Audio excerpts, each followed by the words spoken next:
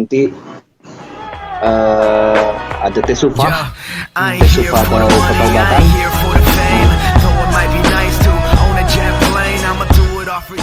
Nanti ada Tesufa, Tesufa atau pertobatan. Nanti ada sedekah, kalau di Arabiknya sedekah. Itu berbuat apa ya? Charity, iya sedekah gitu.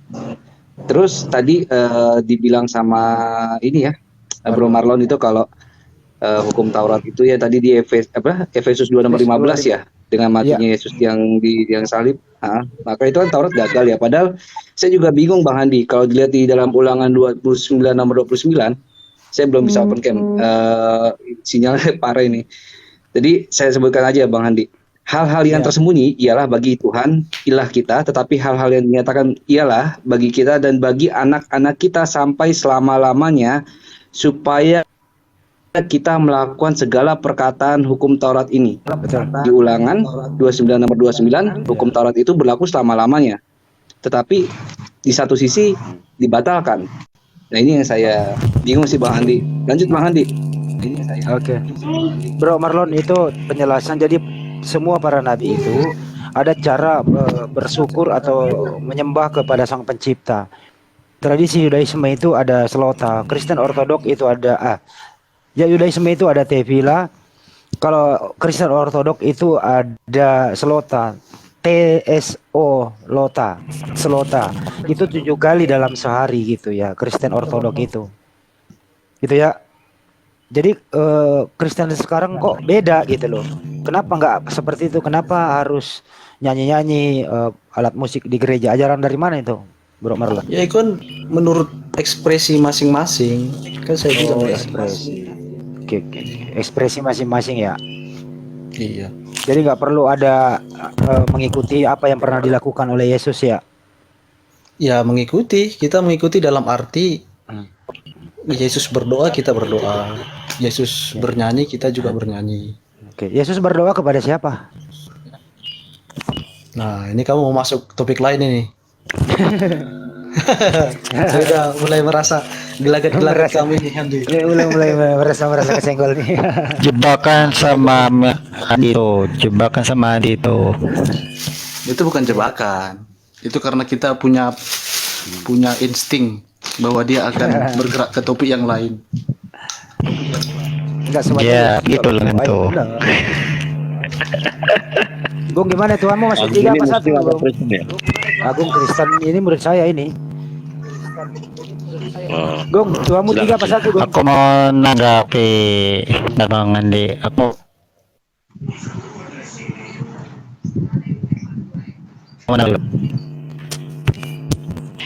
mau nanggapin tentang itu ya. Assalamualaikum. Suaranya putus-putus Bang. Suaranya putus. Iya, sinyalnya mungkin.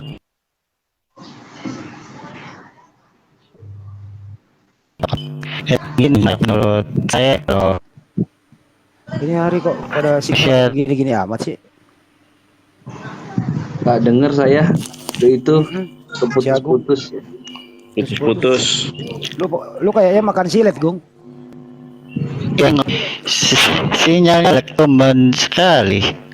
Iya. Biasanya normal aja. Headsetnya. Padahal ya pakai headset. Handi, saya boleh tanya kamu nggak, Handi? Ntar dulu. Handi. Ntar dulu, aku belum kelar itu. Gimana, Gung? Saya nanya satu dulu, Handi. Ya boleh nanya aja. Kira-kira yang dimaksud dengan Umi yang ditujukan kepada Muhammad itu maksudnya apa? Oh, Umi. Ya. Umi itu bukan berarti dia bodoh ya. Ya itu kalau menurut saya mudah-mudahan nggak salah nih. Umi itu artinya itu dia tidak bisa membaca dan tidak bisa menulis, supaya tidak disangka plagiat, nyontek-nyontek, supaya tidak disangka dia membuat sendiri. Jadi Umi tidak itu bisa baca menulis, itu maksudnya baca Arab, menulis Arab gitu? Iya, tidak. Dia hanya menghafal. Dia menghafal. Nabi menghafal. Al-Quran ada dalam diri Nabi. Sama dengan Yesus juga. Yesus juga nggak bisa membaca. Tapi kayak nama kayaknya bilang kok. Apa? Kayak nama beda. Apa itu? Kayak nama bilang dia bisa membaca, bisa menulis. Dia kayak nama. Apa salah dengar kali lu? Enggak. Jadi yang saya pegang yang mana nih? Yang jawabanmu atau yang kenapa? Jawaban kami lah, karena selama saya menjadi Muslim saya belum pernah melihat tulisannya Nabi Muhammad. Berarti Saya tanya dulu Muslim di sini nih. sebentar ya. Pernah nggak teman-teman membaca tulisannya Nabi? Belum. Belum tuh, nggak ada tuh tulisannya Nabi. Nggak ada Dengan tuh. temanmu, aturannya bilangnya sahabat-sahabat Nabi, bukan temanmu yang di sini. Kalau yang temanmu di sini ya belum lah. Enggak, saya tanya orang Muslim di sini pernah nggak membaca tulisan Nabi Muhammad? Iya jangan temanmu yang di sini, tanya Tanya di mana? sahabat-sahabat Nabi pernah nggak gitu. Kalau temanmu di sini ya pasti Sahabat udah Nabi pernah. nggak ada di Dia sini, kan- sahabat Nabi udah nggak ada. Justru sahabat maksudnya Nabi yang tanya menulis. teman-teman. Gimana sih lu? Udah meninggal. Berarti nggak bisa baca dan nggak bisa nulis Arab gitu maksudnya kan? Iya nggak bisa. Oh, berarti jawabanmu nih yang saya pegang nih, bukan jawaban Ya kayak pegang nama. aja nggak apa-apa. Sampai sekarang nggak ada Ya tulisannya. dalilnya ada kok. Itu kan di Kunci dah. Al-A'raf sama di Al-Ankabut ayat 48 yang bahan dijelaskan itu dalilnya ada. Oh, Di Quran itu berarti ada. kayak nama salah. Di Bang Handi Kayak nggak nama salah nguap itu. Ya kalau Kainama Iya, berarti- berkata begitu, lu bawa buktinya dulu baru saya tanggapi. Ya siapa tahu kamu yang Oke, ngarang. Oke. Kan gitu ya? Berarti kata Handi bukan begitu ya berarti untuk jawaban kayak Iya, nama. siapa tahu kamu yang ngarang terus saya salahkan dia padahal dia nggak ngomong kayak gitu kan artinya lu ngadu domba. Bawa Salahkan datanya dia. dulu. Nah, mending kamu perdengarkan saya dulu di sini gitu loh. Oke. Nah, kalau saya Buka tanya aja balik, dulu. kalau Coba Marlon, buka aja. saya tanya- Coba, tar dulu. Kamu Saya buka tanya balik. dulu. Kalau Enggak. tar dulu. Kan kamu tanya bukti kan tadi kan. Hmm, Siapa tahu nanti saya salah kutip dari kayak nama gitu kan. iya. Coba kamu buka itu. Oh, saya orang nggak suka YouTube-nya? buka. Saya bukan YouTube-nya? pembuka. Saya YouTube-nya? YouTuber. saya orang nggak nonton YouTube. Saya YouTuber. Oh, udah lah, tutup Oke? aja, tutup aja. Saya Tutup aja YouTuber. dah. Nggak boleh. Nggak aja, boleh tutup mencari. aja udah. Tar. Nggak boleh memberikan data. Terus Anda buka ini, buka itu nggak bagus. Anda yang Kan cari. mau berikan data. Kan mau berikan data. Yang memberikan data Anda yang bawa dong. Jangan nyuruh orang. Kalau menurut kamu Ada bro, itu. menurut kamu Yesus itu Ada bisa itu nulis di- nggak sih? Dengerin dulu kan di yang YouTube-nya- tanya. Marlon, YouTube-nya Yesus itu Pengatrian ada bisa kalau Yesus itu bisa baca tulis nggak? Yesus Menurut saya bisa. tulisannya mana? Tulisannya tulisan tangan gitu asli maksudnya. Iya. Oh, saya nggak pernah tahu. Nggak. Nggak ada, berarti nggak bisa. Oh. Ayo. Itu konsepmu begitu berarti. Iya Konsepmu iyalah harus bilang ada nggak bisa buktinya. begitu. Iya harus ada buktinya. Oke. Perjanjian baru siapa yang nulis? Taruh dulu. Perjanjian Abdullah baru. bisa menulis nggak? Ntar Abdullah dulu. bisa menulis nggak? Valid. Perjanjian baru ada yang siapa yang tulis? Abdullah bisa menulis nggak? Abdullah bisa siapa? nulis nggak Abdullah? Abdullah bisa nulis. Teman saya Abdullah bisa nulis. Oh temanmu, oke. Ini gimana? Oke. Kamu kan mengatakan Handi. tadi, ya. Cek. Ya, Boleh gimana? saya luruskan tadi pertanyaan saudara kita? Boleh, silakan. Ya, jadi kalau misalnya ada yang mengatakan apakah Rasulullah Muhammad SAW itu buta huruf, itu pertanyaan yang salah. Ya, karena memang Rasulullah tidak pernah diterangkan secara jelas, secara terang bahwa beliau itu adalah buta huruf. Pembandingnya untuk memaknai kalimat ummi itu bisa kita lihat di dalam Al-Quranul Karim. Contoh misalnya di dalam surah Ali Imran salah satunya ayat 20. Di sana dikatakan oleh Allah, wa qul lil ladina utul kitaba wal ummiyina aslamtum. Allah menyandingkan dua kata, yaitu kitab, ya, dan juga orang-orang yang buta kitab. Atau terjemahan Indonesia mengatakan orang-orang yang buta huruf. Kenapa dikatakan buta huruf? Karena kitab yang dimaksud di sini adalah Torah, Zabur dan Injil. Maksudnya Rasulullah Muhammad SAW buta Taurat, buta Injil, buta Zabur, buta Mazmur, sehingga tidak mungkinlah kemudian Al-Quran itu dituliskan ketika berbicara tentang apa yang dinarasikan Allah di dalam Taurat, Zabur, dan Injil itu adalah hasil contekan. Nah, itu cara menjelaskannya itu begitu. Fa in hajuka fakul aslamtum wajhiya lillahi wa minat taba'ah wa kulil ladina utul kitaba wal ummiyina aslamtum. Kenapa disandingkan antara kata kitab dan wal ummiyin? Karena di situ ada dua. Rasul Muhammad SAW menjelaskan tentang Ibrahim, menjelaskan tentang Nabi Adam, menjelaskan tentang Allah, menjelaskan tentang pewahyuan yang terjadi kepada nabi-nabi terdahulu. Tapi Rasulullah Muhammad SAW buta terhadap kitab-kitab itu. Itulah yang disebut bangsa yang ummi, bangsa yang buta terhadap abjad, terhadap bacaan, terhadap isi kitab-kitab sebelum Al-Quranul Karim. Jadi kalau dikatakan dimaknai buta huruf dalam arti kata Rasulullah betul-betul tidak bisa membaca, buktinya Rasulullah itu pedagang. Sebelum datang wahyu kepadanya beliau pebisnis. Ya, jadi jangan diartikan secara menyeluruh Rasulullah itu memang nggak bisa membaca. Rasulullah bisa membaca. Saya tegaskan, Rasulullah bisa membaca, tapi bukan membaca Ibrani, bukan membaca Aramaik, bukan membaca kitab terdahulu. Rasulullah buta huruf-huruf itu. Makanya Rasulullah itu bukan orang yang bodoh, betul Bang Handi. Beliau itu bukan orang bodoh. Dia adalah manusia yang paling cerdas di atas muka bumi ini yang pernah ada manusia manapun. Baik yang dulu, pada masanya, dan masa sampai di akhir zaman. Rasulullah Muhammad SAW adalah manusia tercerdas. Bayangkan aja Bang, kalau kita lihat kitabnya orang-orang Yahudi yang hari ini mereka adalah orang cerdas, disusun oleh ribuan tahun, oleh berpuluh-puluh manusia konon ceritanya. Tapi coba kita lihat bagaimana narasi yang dibangun dalam kitab Ayub, misalnya langit bertiang, singa makan jerami, dan seterusnya, banyak ular makan debu dan seterusnya. Apakah itu relevan dengan kebenaran akal? Enggak. Bagaimana dengan Rasulullah? Tanpa penyelidikan, tanpa telaah kasus, tanpa kemudian sidak perpustakaan atau adanya angket dan seterusnya. Rasulullah menguraikan isi alam semesta ini. Berarti dia bukan ummi dalam arti kata buta huruf, tapi ummi dalam arti kata beliau tidak pernah belajar tentang kitab-kitab para nabi. Ini Al-Quran, Bung. Jadi kita kemudian berpacu kepada Al-Quranul Karim.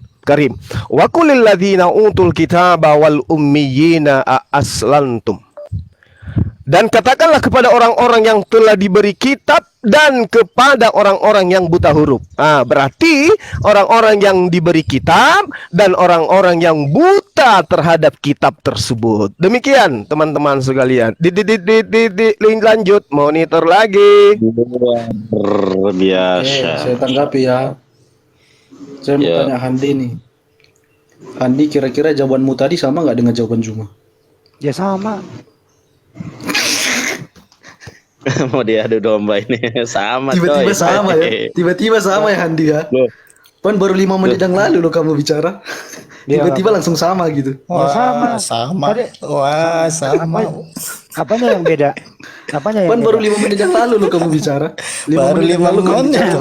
Saya tadi mengatakan, yang nggak apa-apa diadu domba, nggak apa-apa. Saya tadi mengatakan Umi itu bukan berarti bodoh. Kan gitu. Nggak ada yang bilang bodoh kan? Nggak ada yang bilang bodoh. Baru 5 menit loh. Baru 5 menit loh. Dengerin dulu ya. Terus kedua, makanya gini Andi, solusinya gini. Gantian ngomong, kamu kan nanya sama saya. Perbedaan pendapat itu wajar. Itu intinya. Jangan dijadikan sesuatu hal yang ini. Kedua, gitu loh. Sampai detik ini tidak ada tulisannya Nabi Muhammad yang kita bisa baca. Itu betul, itu betul. Betul itu Bang. Kenapa? Nggak ada.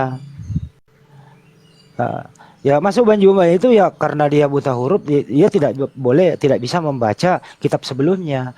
Karena apa? Nanti berbahaya, nanti disangka nyontek. Itu pun sampai sekarang kan banyak yang bilang nyontek. Nah, inilah jawabannya. Ini jawabannya. Bahwa bagaimana mau nyontek kalau tidak bisa membaca yang dimaksud Banjuma tadi itu. Berarti bisa baca dan tulis bahasa Arab berarti kan? Nah, kalau dia berdagang, ya pasti dia cerdas, dia pedagang. Iya, berarti bisa baca dan menulis bahasa Arab berarti kan? Jelas bisa. Oke, terima kasih. Ya sudah. Jelas bisa. Karena Taurat dan Injil itu tidak datang dengan bahasa Arab. Berarti Umi yang dimaksud itu terhadap Taurat, Zabur gitu kan maksudnya kan. Dan Ya, lain-lain betul. gitu kan. Ummi di sini adalah bangsa jahiliyah, bangsa yang tidak ada nabi yang datang kepada mereka. Dia butuh syariat, dia buta syariat, dia buta konsep ketuhanan, dia buta konsep agama, dia buta tentang konsep kitab suci, tentang rasul, tentang kenabian. Itu jelas itu. Berarti nggak punya, Kalau berarti misalnya nggak punya kitab ya Bang Suma ya? kalau misalnya Gimana? Bang Gimana? Suma, lanjut deh siapa nih? Kenapa Gimana? Gung? Kenapa Gung? Nanya apa Gung? Berarti nggak punya agama gitu maksudnya Bang Suma. Nggak punya agama. Agama itu adalah jalan. Baginda Rasulullah Muhammad SAW itu mengikuti konsep Milla Abraham, Milla Ibrahim. Dia tidak menyekutukan Allah. Tidak ada sejarahnya Rasulullah Muhammad SAW sebelum menerima wahyu dia pernah melakukan penyembahan kepada berhala-berhala. Layaknya orang jahiliyah yang ada di sekelilingnya. Itu fakta itu. Maksudku itu yang Bang Suma. maksudku orang-orang jahiliyah itu orang-orang yang tidak punya agama itu ya. Mereka punya keyakinan. Mereka nyembah berhala. Itu agama mereka. Agama itu adalah jalan yang menurut mereka adalah kebenaran. Itu agama. Bang Suma. Oke. Iya. Bang Lanjut, Suma. lanjut. Oke, bro. Kalau misalnya ada yang bilang kata Umi yang dimaksud itu Siapa yang bilang? adalah Ini bermisal-misal nggak boleh. Siapa yang bilang? merujuk pada Al-Quran. Itu salah nggak? Siapa yang bilang? Begini, Bang. Kalau yang saya pahami sebagai orang yang masih awam belajar ya. Kata umi dengan ummi itu beda. Kalau umi itu diarti ibu, induk atau pemimpin. Kalau ummi itu boleh dikatakan orang yang tidak paham, orang yang tidak ngerti, orang yang tidak punya kepiawaian di dalam menjelaskan kitab. Itu ummi. Di situ menggunakan huruf tasydid. Ya, itu pemahaman awam saya gitu. Berarti Ya, Umi gimana? yang dimaksud itu bukan merujuk pada Al-Quran kan Bang? Yes. Oke. Makanya ayat yang tadi saya jelaskan udah jelas itu. Al-Quran surah Ali Imran ayat 20. Di situ disandingkan. Oh ya.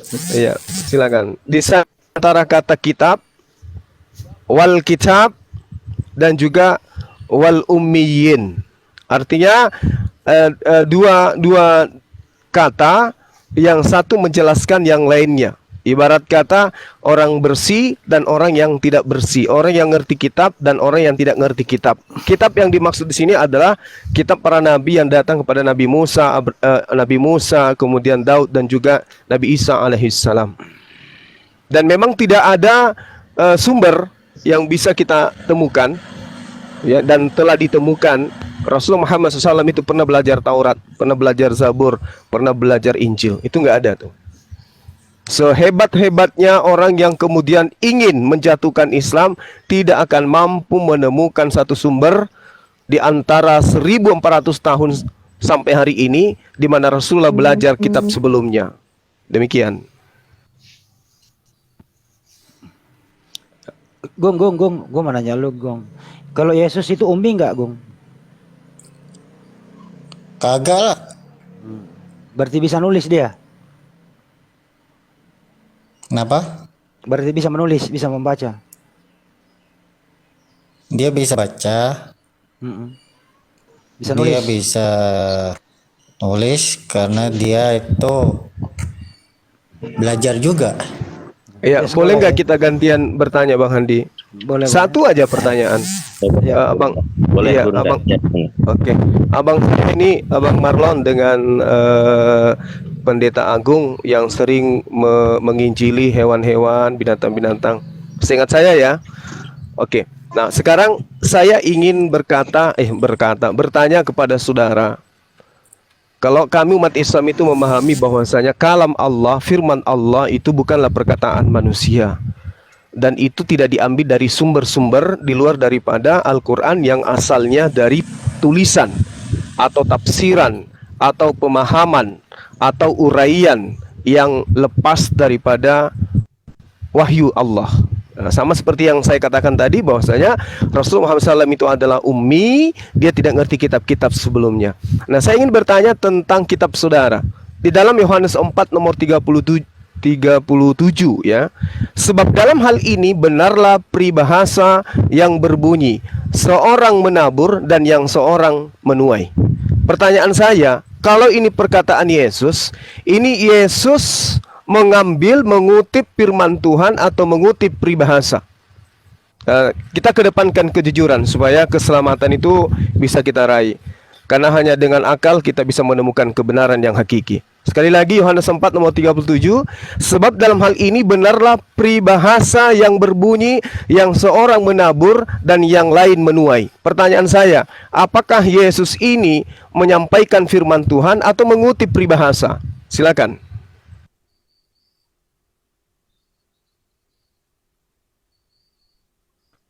Sulit ini. Apalagi 38-nya tuh. Lebih parah. Yohanes berapa tadi? Maaf, berapa? Saya lagi cari datanya nih. 37, 437. Yohanes 4, Yohanes 37. ayat 37. Oke, saya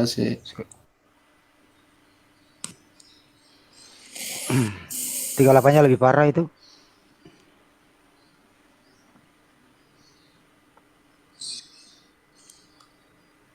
Tiga delapannya itu orang lain yang berusaha, orang lain yang menikmati. 38-nya kalau nggak salah tuh.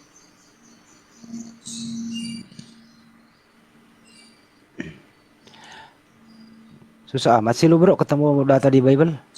Makanya besok-besok hafal. kita bukan fokus penghafalan soalnya, kita lebih fokus pemaknaan. Suaranya kecil, Bang. Dia nggak fokus penghafalan tapi fokus pemaknaan. Kata jawabannya begitu. Kalau 38-nya lebih parah, aku mengutus kamu untuk menuai apa yang tidak kamu usahakan. Orang lain berusaha dan kamu datang memetik hasil usaha mereka. Buset. Pasti ada konteksnya. Peribahasa Pertanyaan ini. Juma tadi gimana? Maaf, bisa Itu- diulang pertanyaan Juma. Diulang banyak pertanyaannya katanya. Itu Yesus tabu mengutip tua ya. dari firman Tuhan. Kan Yesus mengatakan, aku tidak berkata-kata dari diriku sendiri. Apa yang aku katakan adalah apa yang diperintahkan untuk aku katakan. Pertanyaan saya, itu firman Tuhan atau peribahasa yang dikutip oleh Yesus? Silakan.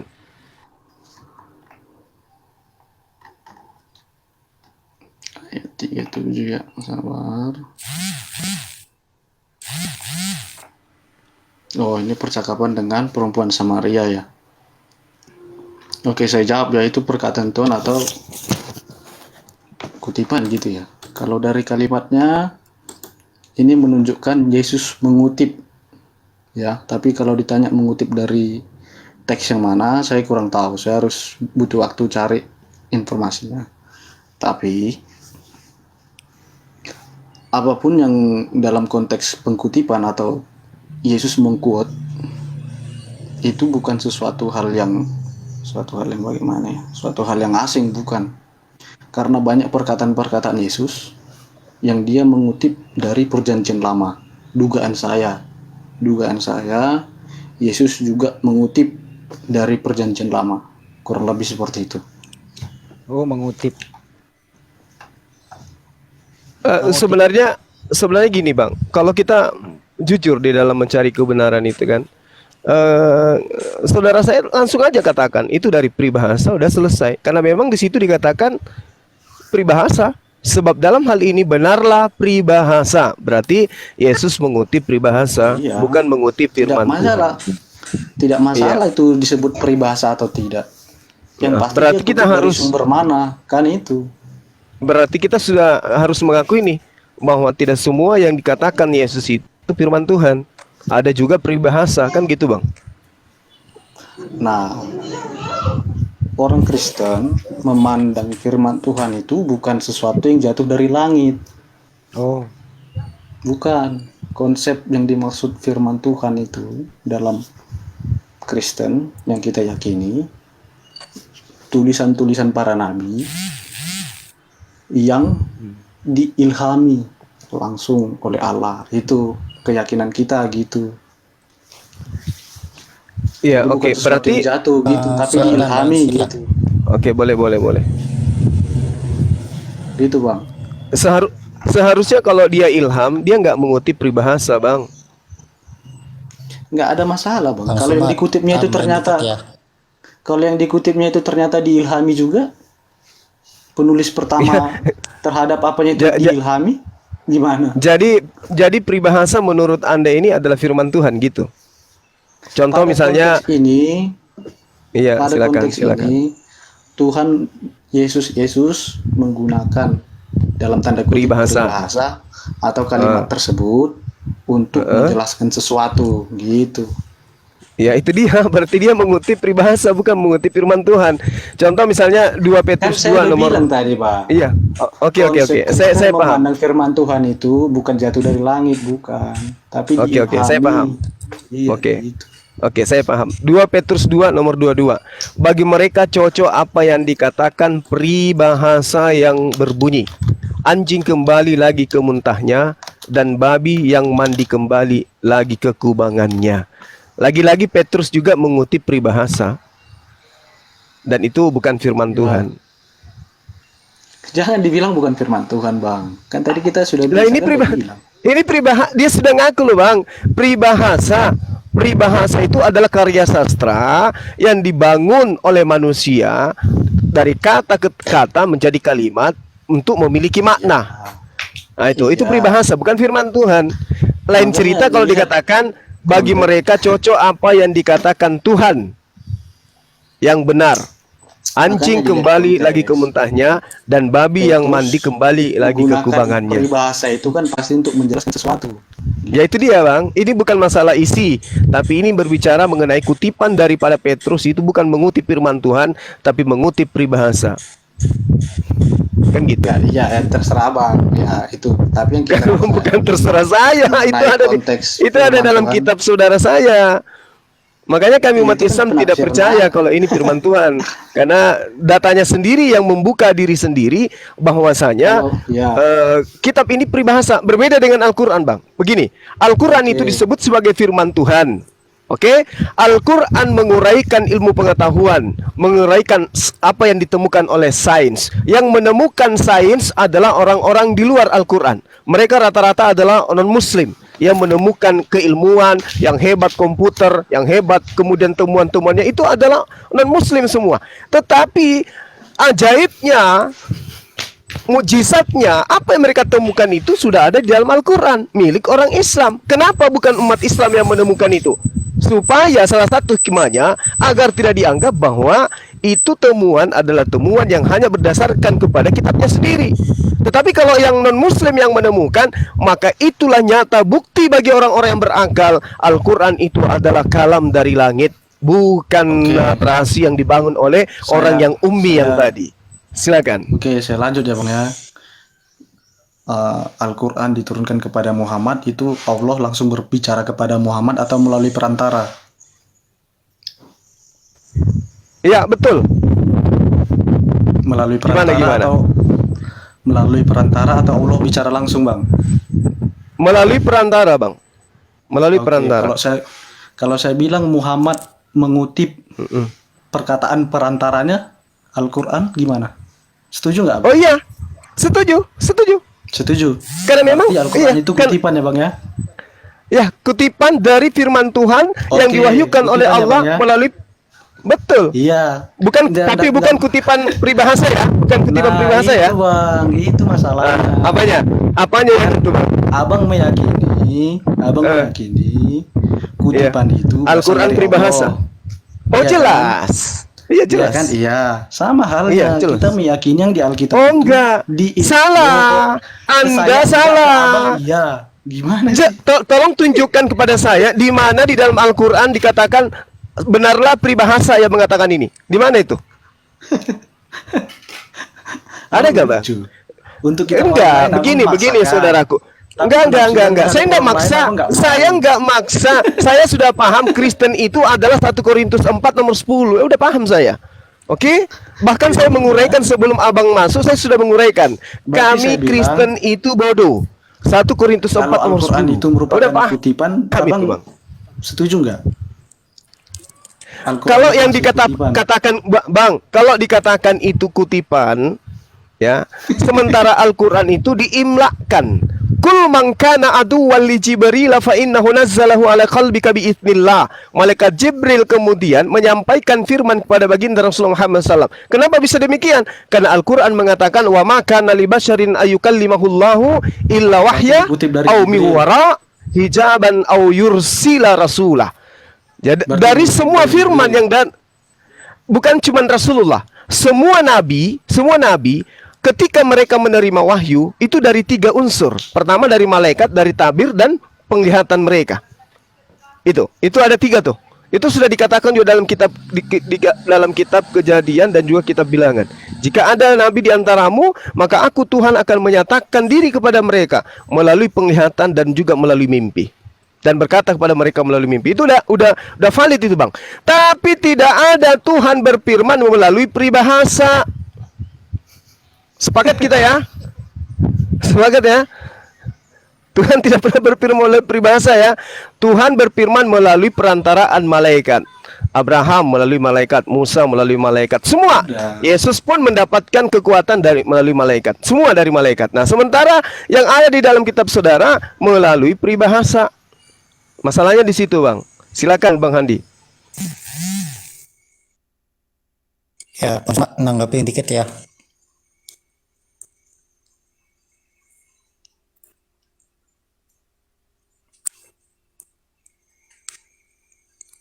Ya, dalam Matius ya, tadi ya. Matius itu tadi menjelaskan itu sebenarnya tentang perumpamaan ya. Perumpamaan itu ya semacam peribahasa ya. Peribahasa yang dikutip oleh perkataan Yesus ya. Apa yang dikatakan ini benar. Peribahasa yang apa ya, yang mudah dicerna oleh orang supaya apa? Supaya orang itu mengerti. Oh, seperti ini, seperti itu. Sama halnya Gong. Itu peribahasa itu asalnya dari mana? dari manusia, Bukan dari Tuhan. perkataan manusia. Bukan dari Tuhan. Perkataan manusia itu dari mana? Dari mana? Perkataan manusia itu ya dari Tuhan sendiri. Tuhan dalam memberikan hikmat dan manusia bisa belajar. Ya, bisa belajar melalui apa yang firman-Nya itu katakan gitu. Berarti Tuhanmu menurunkan peribahasa ke manusia. Iya, kan namanya Yesus mengajarkan manusia supaya manusia tidak tersesat gitu. Dengan peribahasa itu tidak tersesat.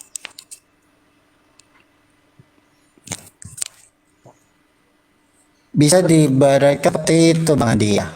Saya tidak akan penyebar karena saya takut salah ya. Saya juga belajar Bang Andi ya. Kita semua belajar tentang kitab-kitab ya. Saya tidak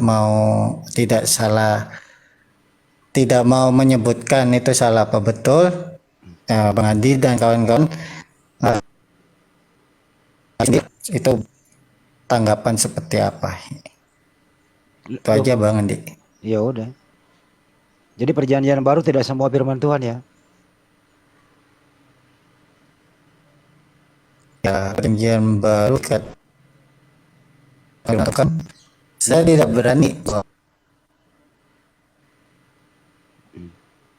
Ya, karena perjanjian baru itu hanya sekilas menceritakan saja. Contohnya kisah Yesus ya.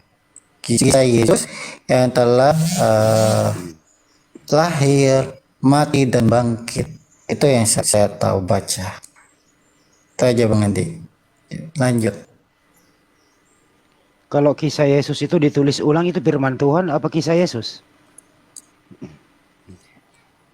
Kalau Bang Andi bertanya ditulis ulang, sama halnya tentang Al-Quran. Al-Quran juga dalam hadis atau dalam kitab-kitab itu menjelaskan juga diulang-ulang Bang Andi. Sama halnya Alkitab. dari perjanjian lama, nanti di dalam perjanjian baru bisa disebutkan juga. Istilahnya kalau orang Jawa bukan itu dikatok-katok pertanyaannya. nah gitu loh. Misalnya Yesus, Yesus disunat pada 8 hari. Itu firman Tuhan atau sejarah waktu Yesus hidup? Kalau saya baca itu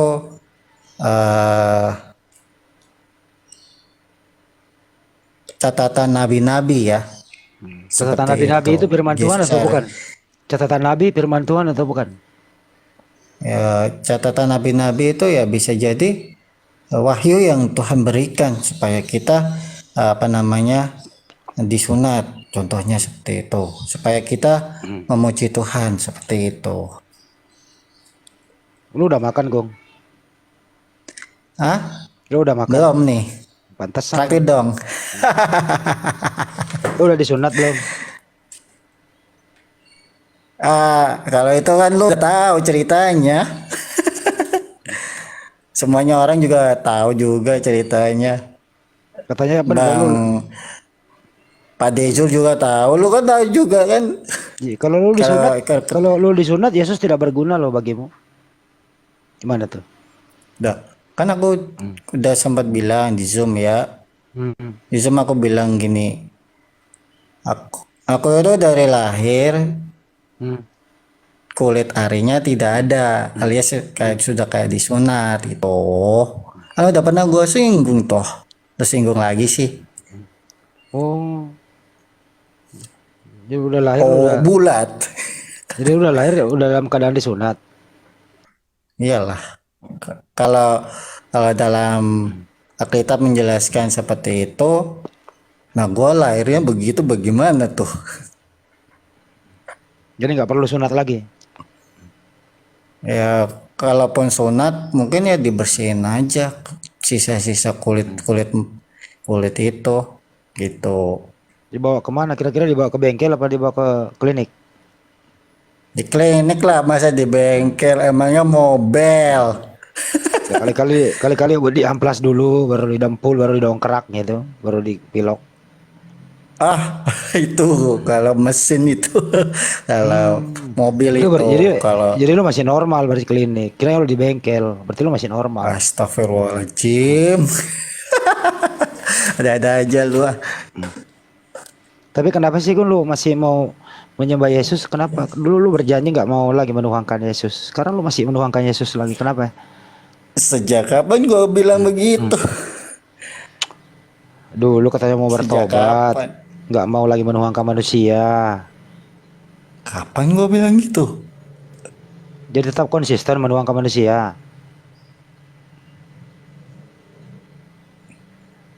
Kenapa?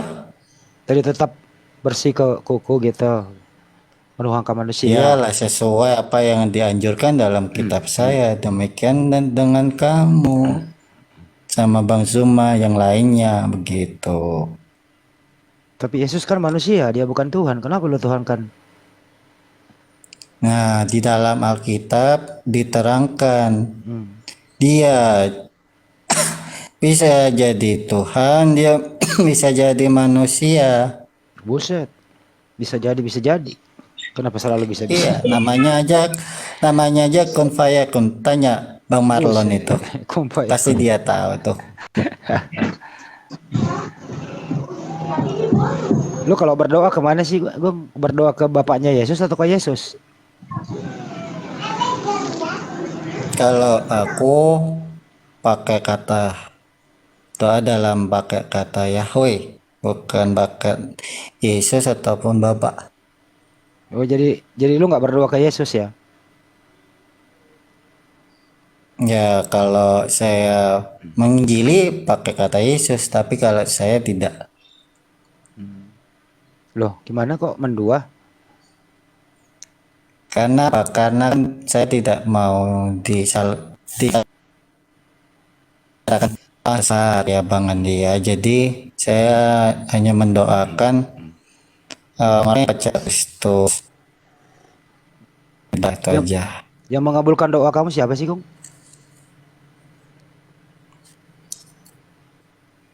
Jelas Tuhan. Yang mana Tuhan yang mana? Tuhan semalam. Siapa nama Tuhan itu yang mengabulkan doamu? Itu banyak ya. Kalau dalam kan 92 kalau salah baca. Go, Katakan lu itu. jawab.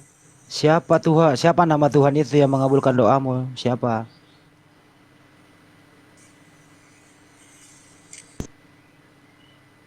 Gung. Gung. Hai, Siapa nama Tuhan Yahweh. yang Oh iya, bukan Yesus ya? Yahweh. Bukan. Bukan Yesus. Aku pakai Yahweh. Bukan. Berarti bukan Yesus. Kalau ada Tuhan yang kamu. pakai Yesus ya silakan monggo. Kalau ada yang kata Yesus silakan monggo. Yahweh sama Yesus Apa sama atau kata beda, Gung? Yahweh? Yahweh sama Yesus sama atau beda? Kemungkinan sih sama. Kemungkinan. Lu ada-ada aja kalau ngomong. Iya, aku nggak pernah menyalahkan ya. Mau sama apa enggak ya. Tapi saya Lu pakai, bisa kata kenapa lu jawab mungkin. kemungkinan lu? Ada-ada aja lu, Gung. Iya, kan aku kan sesuai apa yang orang percaya. Kalau percaya sama Yesus ya udah Yesus, kalau sama Yahweh ya udah Yahweh gitu. Iya, menurut lu Yesus sama Yahweh sama atau beda? Sama, Oh, sama. dia punya sifat ya, dia punya apa namanya kekuasaan gitu. Oh. Yahweh punya fisik nggak? Nggak punya, kagak punya. Kalau lah. Yesus punya, ya Yesus punya nggak?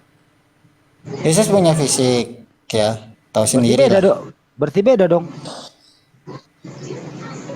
Kenapa? Berarti beda dong. Satu punya fisik, satu tidak. Berarti beda.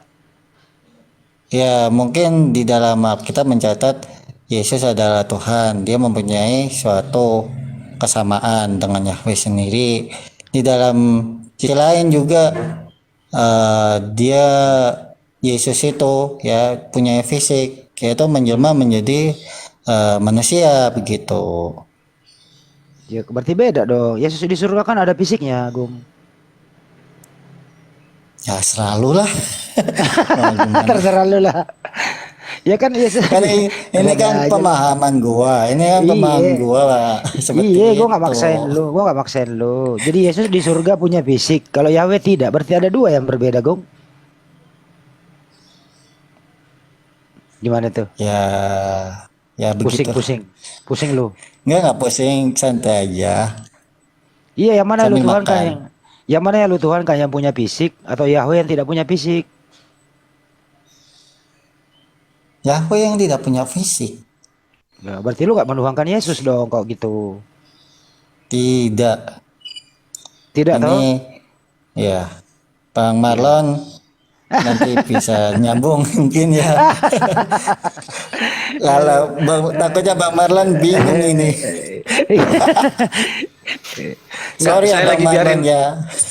Saya lagi biarin Handi aja dulu, biarkan Handi berkreasi dengan pertanyaannya dulu. Enggak, gua ngobrol santai sama gitu, Agung, oke, aku ngobrol oke. terbiasa sama gua, Lon. Gua udah biasa sama dia. Lanjut aja Handi, lanjut aja Handi. Lucu Saya kan? dengerin dialog kalian berdoa aja dulu. Lucu nggak? Menurut lu lucu nggak? Lucu. Iya lucu. Karena Agung bingung. Yesus punya fisik, Yahweh tidak punya fisik. Enggak, yang lucu pertanyaanmu bukan jawaban Agung. Oh ya? Masa sih? Astagfirullahaladzim. Berarti kalau pertanyaan saya lucu, berarti Yesus nggak punya fisik dong kalau gitu. Lucu dalam arti kamu tidak paham, makanya muncul pertanyaan begitu. Itu maksud saya lucu. Lanjutlah Bang Marlon, aku ada kegiatan lain. Tapi Agung tambah bingung malah, nggak bisa menjelaskan itu. Enggak apa-apa, Pak Agung mungkin dari masih tahap belajar. Jadi Jangan biar Pak Agung. cari Jangan kan Pak Agung bro. Apa ya? Doktor S3 teologi aja kalau ditanya kayak gini, ini jangan ditanya. Ini kan pertanyaan kelas anak SD. Nah gimana ceritanya kalau anak pulang sekolah? Nah, itu lo tahu. Pak, aku mau nanya Pak, Tuhan kita yang mana sih Pak? Yesus atau Bapak? Gimana Saya nggak jawabnya heran anak lo. kecil? Andi nggak heran lo misalnya kalau masih banyak kebingungan gitu. Karena Gimana? lulusan kamu jadi dokter juga nggak menjamin kamu bisa paham gitu. Ya iya. Kan udah ada Oh ya buktinya. Buktinya katanya S3 Bang banyak yang nggak bisa jawab Bang itu, bro. Andi S3 sudah Enggak, S3 Bang Andi enggak, itu. dokter teologi S3 juga nggak bisa jawab itu. Kamu tahu nggak siapa lagi nggak bisa jawab, Andi? Banyak semua nggak bisa. Semua Ada Kristen yang di muka lulusan- bumi. Bang Ada yang Manusiana lulusan- gimana menurut lo?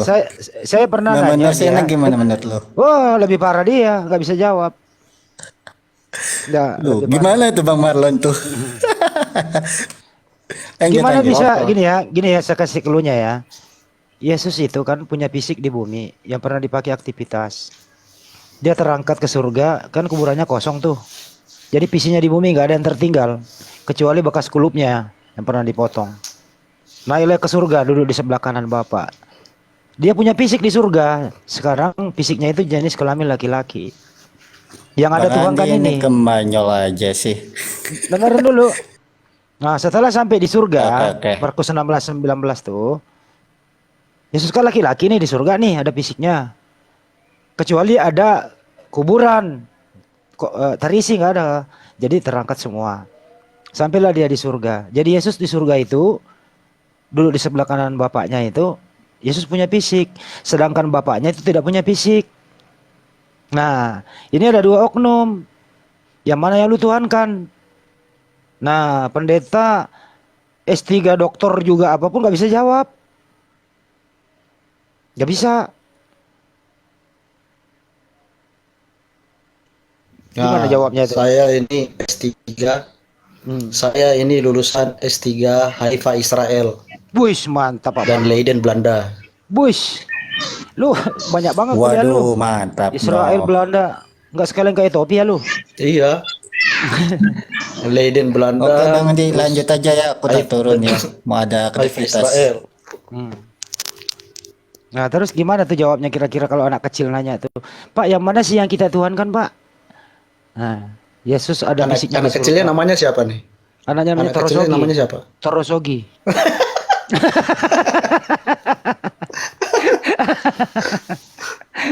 Ada aja lah.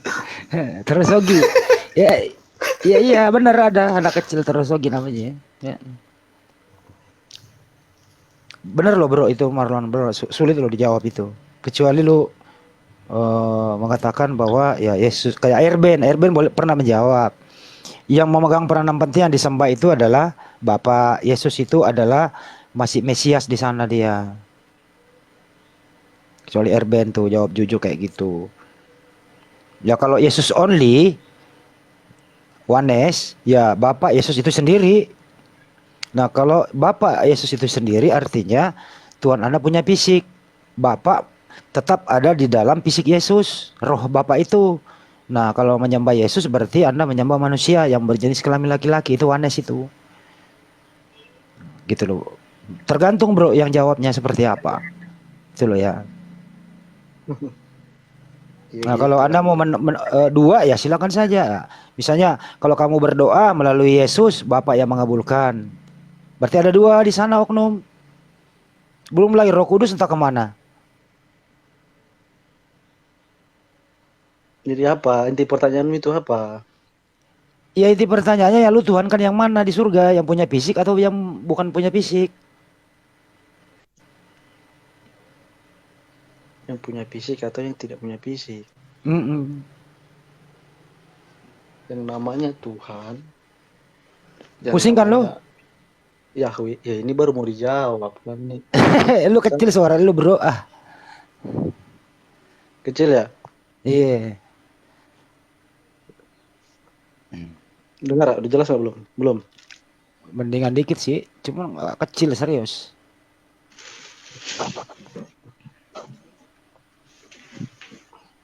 Lu tahu kan Yesus sama fisiknya terangkat ke surga? Lu baca Markus 16:19 deh. Ya, Teman-teman Kristen itu 500 orang menyaksikan dia terangkat sama fisiknya. Jadi Tuhan lu sekarang di surga itu kalau lu menuhankan Yesus, ya lu menuhankan Yesus yang berjenis kelamin laki-laki. Belum lagi kalau kita tanya, apakah fisik Yesus di surga mengalami penuaan? Karena udah 2000 tahun. Ya gitu, Handi. Memahaminya nggak begitu. Enggak, saya nggak memahami, saya bertanya, saya nggak jelasin. Nggak bertanya, jelasin gimana sih maksudnya? Saya bertanya, nggak menjelaskan. Kan Yesus terangkat ke surga 2000 tahun yang lalu sama fisiknya. Ya. Apa setelah sampai di surga itu fisik ini mengalami penuaan atau tetap dia berumur 33 tahun gitu? Ini, Handi. Apakah yang lu tuhankan ini yang jenis kelamin laki-laki atau yang lu tuhankan adalah bapaknya Yesus? Atau lu satuin? Kan banyak pilihan, Bro. Ya, begini Handi. Banyak pilihan. Apa ya? Sepengetahuan saya nih. Sepengetahuan saya, Yesus yang sekarang berada di surga itu, dia itu menggunakan tubuh kemuliaan namanya. Nah, tubuh kemuliaan di sini apakah sama dengan tubuh fisik manusia? Sepertinya tidak sama menurut pengetahuan saya. Jadi jangan ditafsirkan tubuh kemuliaan ini seakan-akan tubuh seperti manusia, tubuh fisik serupa tertentu dengan manusia. Nggak ada yang tahu. Seperti apa itu? Seperti apa itu tubuh kemuliaan? Dari mana? Kita menggunakan tubuh kemuliaan Duh, kecil banget. Tubuh kemuliaannya makan itu ikan goreng Bang Andi. Kan dia makan dulu, Bro. Katanya nggak sama dengan manusia biasa. Iya. Itu makan ikan goreng itu. Manusia biasa juga makan ikan goreng kan?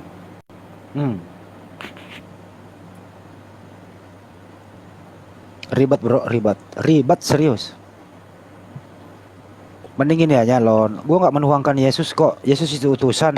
Gue menuhankan bapaknya Yesus, kelar. Daripada lu paksain menuhankan manusia, Bro, ribet lu jawabnya. Bener ya, cuman saya berbagi lo ya. Nggak apa-apa lu tetap Kristen, tapi Kristen bagaimana yang pernah diajarkan Yesus. Seperti saudara kita SSJ, Saksi Yehova dengan Unitarian. Asik dia kalau berdiskusi sama kita. Tapi sepanjang orang menuhankan Yesus ribet jadinya. Soalnya dia punya fisik menghalangi itu loh. Kenapa ya? Karena memang kuburannya kosong, itu masalahnya. Bangkit, dikira hantu.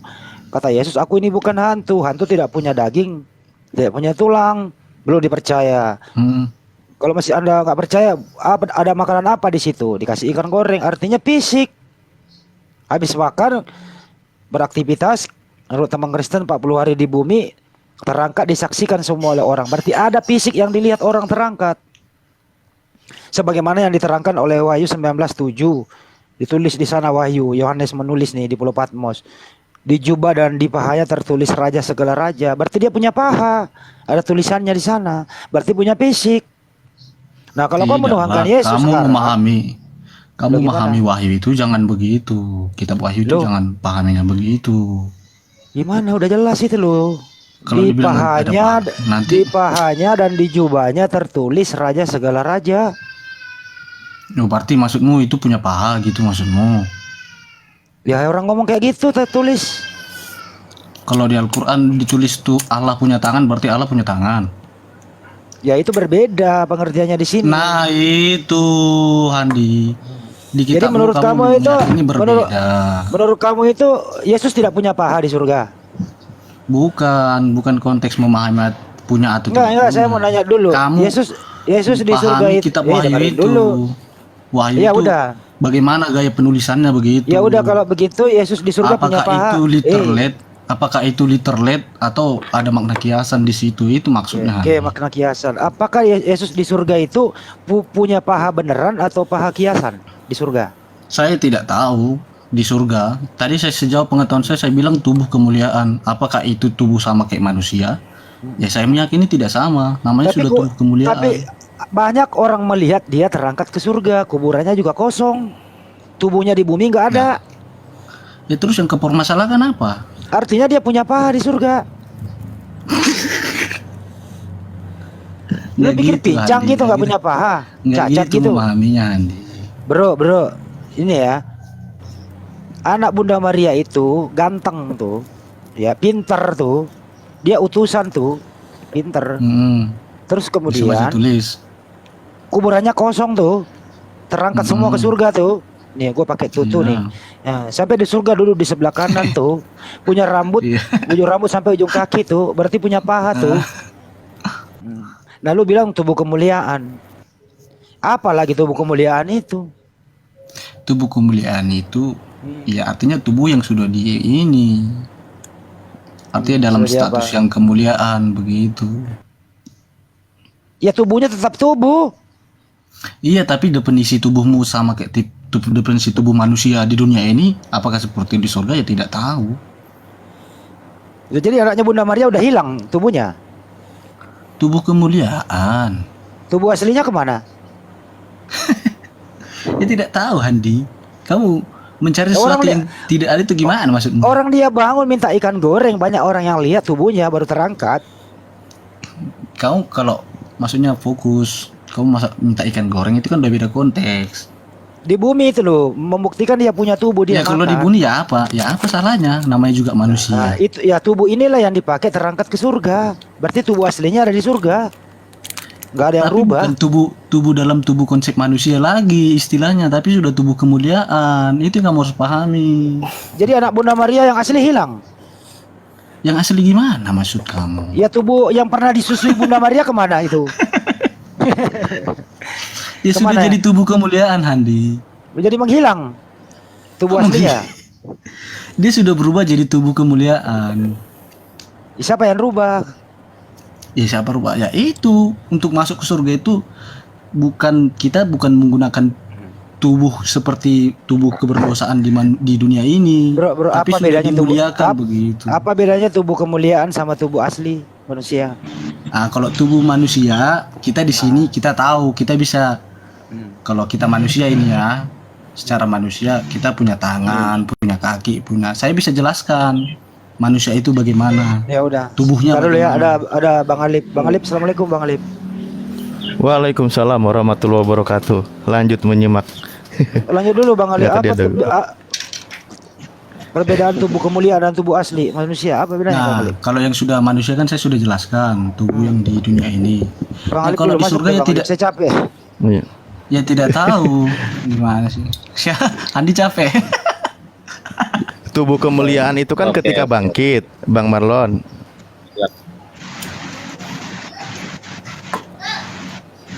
Halo, cek. Halo. Silakan Ustaz Arif.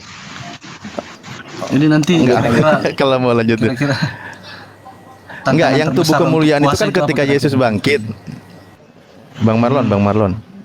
Hmm. Tubuh kemuliaan itu kan ketika Yesus bangkit. Hmm. Iya, terus dia masih ada bekas luka di lambung dan di tangannya itu gimana?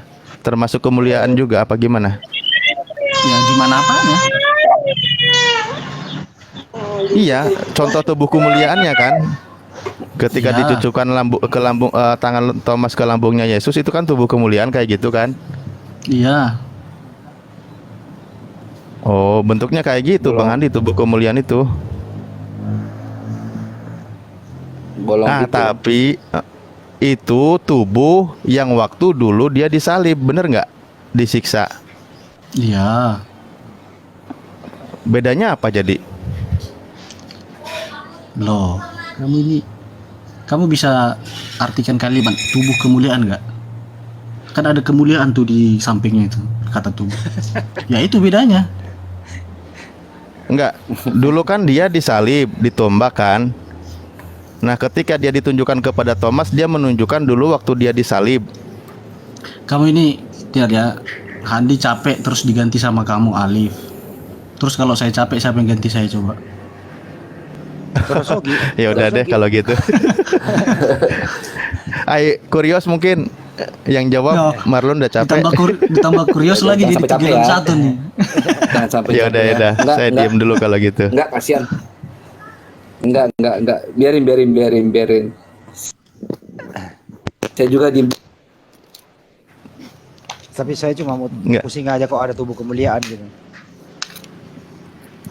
Iya, tapi tubuh kemuliaannya itu anehnya justru menunjukkan waktu dia masih ada luka gitu. Ya apa yang salah dari situ? Masa tubuh kemuliaan ada cacat? Emang yang kamu ekspektasikan itu tubuh kemuliaan itu gimana? Nggak boleh ada bekas luka gitu. Kalau gitu berarti sama aja waktu tubuh dia waktu di bumi, nggak ada bedanya. Yang saya tanya, yang dalam pikiranmu ekspektasimu itu tubuh kemuliaan itu Yang gimana? membedakannya apa sekarang? Dia mati pakai tubuh Makanya yang sama. Kan tadi kamu kan bilang tangannya berlubang itu. Masa tubuh Sebagaimana kemuliaan waktu dia tangan disalib ada lubang, kan? kamu bilang. Ya terus? Iya, sebagaimana ekspektasimu tubuh waktu dia kemuliaan itu disalib gimana? kan? Iya, sebagaimana waktu dia kondisi Iya, disalib juga kan? Saya tanya dulu, ini yang dalam bayanganmu, pikiranmu. Kalau dibilang tubuh kemuliaan itu gimana dalam pikiranmu itu gimana? Nggak bisa mikir kita. Nah, iya makanya kau kan yang menyimpulkan tubuh kemuliaan. Nah sekarang bagaimana membedakannya? Pertama Yesus disalib pakai tubuh itu, dia ditumbak, lalu dia mati, dia bangkit pakai tubuh itu juga. Karena ketika dicari sama Maria kan mayat Tuhanku diambil orang itu kan berarti kan nggak ada tuh. Dia bangkit, dia masih pakai tubuh yang itu juga. Dia menunjukkan kepada Thomas. Yang membedakannya apa kemuliaan? Apakah hanya karena lepas nyawa lalu balik lagi atau gimana gitu loh?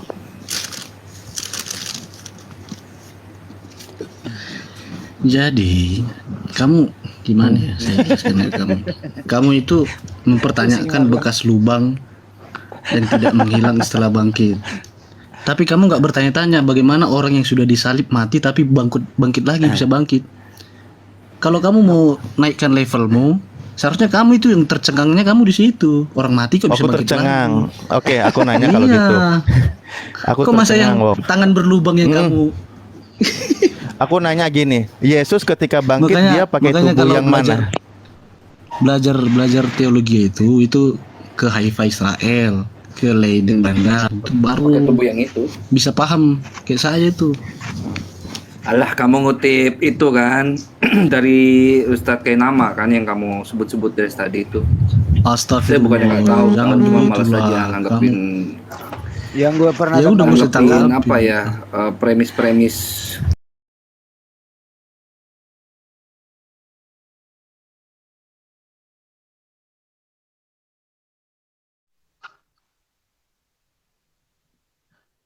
Ya kalau kita Israel itu babak belur sama siapa? Sama Syria dulu. kalau masuk kita ke politik ya beda cerita. Politik emang itu terkait udah jauh dari agama. Gak boleh kita terlibat politik dengan dan agama. Kalau kita terlibat agama dan politik itu kita menzalimi agama. Walaupun agama Yahudi kita menzalimi sebenarnya. Bukan. Iya. Ya bukan. Ini tertulis dalam kitab suci mereka. Syria itu dulu ngebubukin Israel. Oh keren banget Suriah lah. Kita emang gimana? Karena Israel menjajah tanah Suriah, makanya kita juga nggak damai gitu maksudnya. Mempertahankan. Dan kita dua kali berang sama Israel. Kita satu kalah satu menang. Kita bersatuan sama Mesir, Suriah. Emang kita sama negara-negara yang namanya negara Israel kita berang, ya. Tapi kita nggak memerangi agama mereka. Kita memerangi negaranya secara militer dan militer, bukan yang kita bahas agama atau apa. Kalau agama kita tetap sebagai orang Islam yang kita menajar lakum dinakum waliyadin. Udah, gitu teori kita. Iya. Nah ini aku tanya-tanya mengenai ISIS, mengenai sejarah Suriah, mengenai ini Akhi Majid keberatan nggak? Boleh. Oh, baru dibahas tadi sama Metatron. Oh enggak ya, sip, alhamdulillah. Oke, ya aku akan live dulu. Bismillahirrahmanirrahim.